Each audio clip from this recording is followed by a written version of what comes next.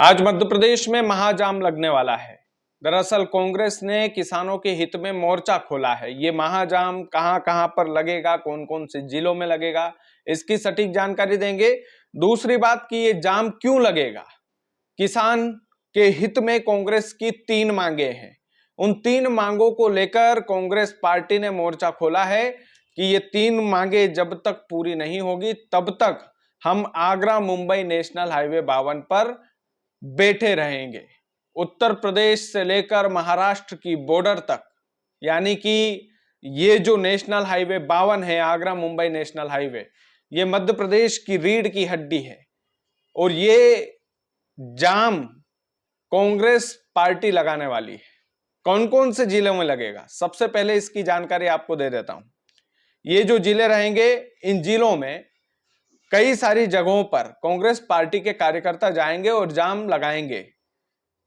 कई सारे बड़े नेताओं ने, चाहे नेता प्रतिपक्ष उमंग सिंघार हुए, जीतू पटवारी हुए, दिग्विजय सिंह हुए, कई सारे जो बड़े नेता हैं कांग्रेस पार्टी के, उन नेताओं ने सीधे तौर पर सोशल मीडिया से ये एक दिन पहले जानकारी दी। अब एक दिन पहले जानकारी देने का मतलब सीधा है कि प्रशासनिक अधिकारियों के पास तैयारियां रहेगी कि नहीं रहेगी। इतने बड़े पैमाने पर यदि ये जाम लग रहा है तो पुलिस बल कितना तैनात रहेगा, कितना नहीं, ये भी देखने लायक बात रहेगी। हम भी कोशिश करेंगे कि इस महाजाम को कवरेज करने के लिए जाए। किसानों के लिए 3 मांगे कांग्रेस की है जो जायज मांगे हैं, वाकई में जायज मांगे हैं। सबसे पहले मैं वो जिले बता देता हूं कि कहां कहां पर कांग्रेस पार्टी के कार्यकर्ता जाम लगाएंगे। बड़वानी, सेंधवा, खरगोन, धार जिला भी शामिल रहेगा, इंदौर, देवास, शाजापुर, राजगढ़, गुना, शिवपुरी, ग्वालियर, मुरैना, खलघाट का जो टोल प्लाजा है उसको भी, पहले भी एक खलघाट पर जो बड़ा आंदोलन हुआ था किसानों का, वहां पर जाम लगाया था किसानों ने, लेकिन कांग्रेस पार्टी टोल नाकों को घेरने में पूरी तरीके से वो तैयारी कर चुकी है। मक्सी का टोल प्लाजा एक बड़ा टोल प्लाजा है, वहां पर भी जाम लगाया जाएगा।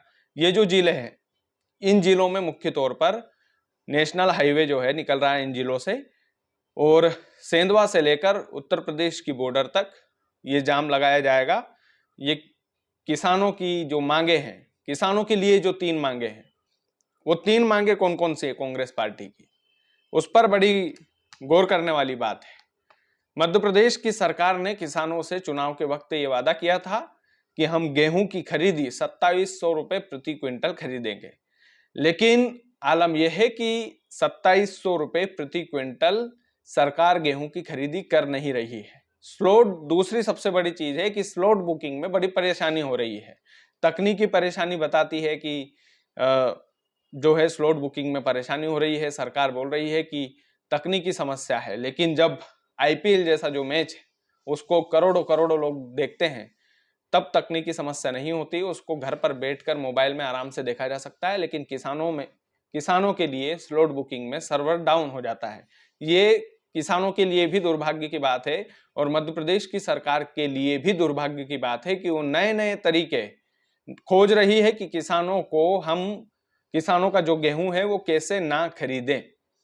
तो ये मांग रहेगी कि ये स्लॉट बुकिंग में जो परेशानी है ये क्यों आ रही है, और मंडियों और उपार्जन केंद्रों पर, इन दोनों जगहों पर बारदाने की भारी कमी है, जिसके कारण गेहूं खरीदी में काफी परेशानी हो रही है। किसानों को लंबी लंबी लाइनें ट्रैक्टरों की लगाना पड़ रहा है।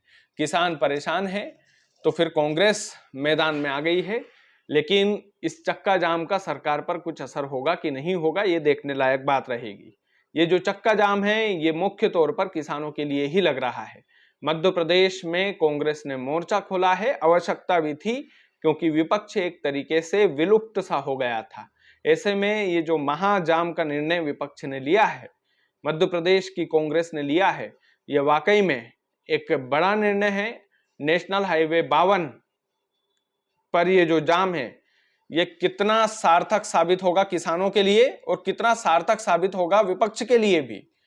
क्या विपक्ष उसको एक बड़ा रूप दे सकता है, ये सबसे बड़ा सवाल है, या फिर प्रशासन की आगे झुक जाएगा, ये तमाम सारी चीजें रहेगी। बाकी आप लोग वीडियो को ज्यादा से ज्यादा शेयर कीजिएगा। चैनल यदि आपने सब्सक्राइब नहीं किया है तो प्लीज कर लीजिएगा। बहुत बहुत धन्यवाद।